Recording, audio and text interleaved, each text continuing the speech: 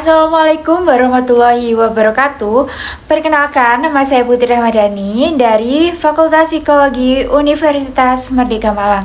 Nah, pada kesempatan kali ini saya akan memaparkan studi kasus mengenai korupsi kepala daerah dalam perspektif pendidikan agama Islam.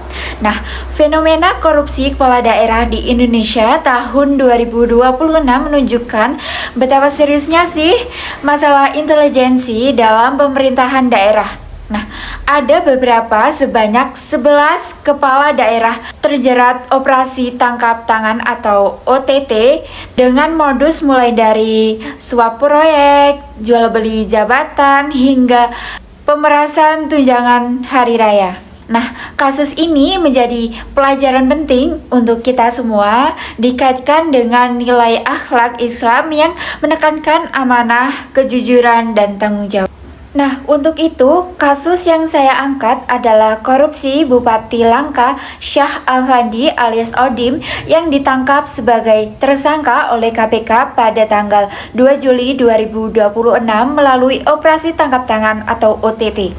Nah, kasus ini terjadi di Langka, Sumatera Utara, melibatkan proyek infrastruktur, gratifikasi mutasi jabatan, dan pengadaan seragam sekolah. Nah, mengapa sih kasus ini penting saya bahas di sini? Karena korupsi ini bukan hanya merugikan negara saja secara finansial, tetapi juga merusak kepercayaan masyarakat terhadap pimpinan serta mencederai nilai amanah menjadi inti ajaran Islam. Nah, terus apa sih yang menjadi penyebab Bupati Langka ini melakukan korupsi? Kemudian, apa sih yang menjadi penyebab dari Bupati Langka ini melakukan tindakan yang tidak seharusnya atau tindakan korupsi ini? Nah, dari analisis yang saya amati, yaitu faktor penyebabnya adalah yang pertama adalah lemahnya iman dan akhlak sehingga tergoda oleh harta. Nah, beliau ini akhlaknya belum cukup kuat, jadi beliau melakukan tindakan yang tidak seharusnya atau tindakan yang kurang baik dan tidak disukai Allah.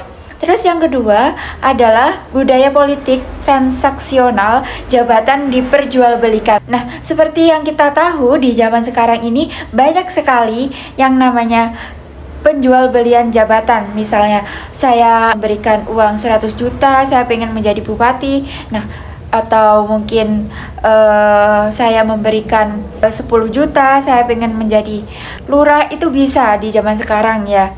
Kalau misalnya pejabatnya tidak memiliki akhlak yang cukup baik, iman yang cukup baik, atau mungkin tergoda oleh hal-hal yang tidak seharusnya. Terus yang ketiga atau yang terakhir yaitu kurangnya pengawasan internal dan eksternal dari pemerintah maupun dari rakyat. Terus apa sih dampak yang ditimbulkan dari tindakan korupsi yang dilakukan oleh Bupati Langka ini? Terus yang pertama yaitu ada kerugian negara miliaran rupiah. Nah, sudah kita bisa ketahui ya kalau misalnya ada oknum-oknum yang kurang baik, yang perilakunya menyimpang, itu bisa merugikan negara ya.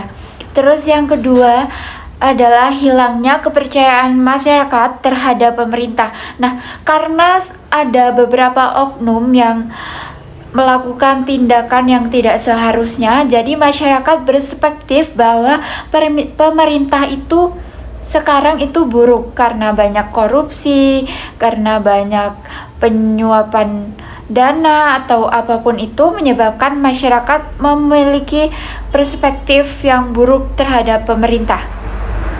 Terus yang ketiga adalah rusaknya moral generasi muda karena melihat teladan yang buruk.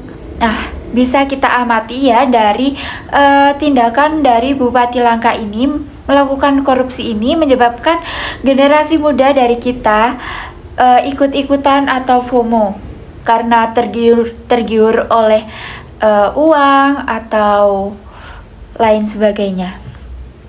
Nah, nilai akhlak dari analisis yang saya amati ini, yang pertama ada amanah dari Quraisy surat An-Nisa ayat 58 yang berbunyi, Allah memerintahkan agar amanah disampaikan kepada yang berhak. Nah, Bupati Langka ini tidak melakukan tindakan yang cukup amanah. Terus yang kedua ada kejujuran dari Quraisy surat Al-Ahzab ayat 70 yang berkata, berkatalah dengan perkataan yang benar. Nah, dari beberapa analisis yang saya jabarkan tadi, beliau tidak jujur atau berbohong karena melakukan tindakan korupsi. Terus yang terakhir adalah larangan memakan harta yang haram.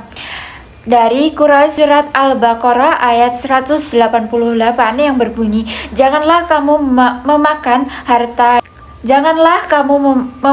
harta sesamamu dengan jalan yang batil atau jalan yang salah. Nah, seperti yang saya jabarkan tadi, bahwasanya Bupati Langka melakukan tindakan korupsi atau melakukan hal yang menyimpang yang tidak seharusnya beliau lakukan. Ada pula hadis yang berkaitan dengan studi kasus yang saya ambil ini, yaitu laknatlah Allah atas penyuapan dan penerimaan suap. Dari hadis riwayat Al-Bukhari, hadis ini jelas mengharamkan praktik suap dan gratifikasi. Nah, relevansi dengan pendidikan agama Islam, kasus ini menunjukkan pentingnya internalisasi nilai akhlak Islam dalam kehidupan sosial dan politik.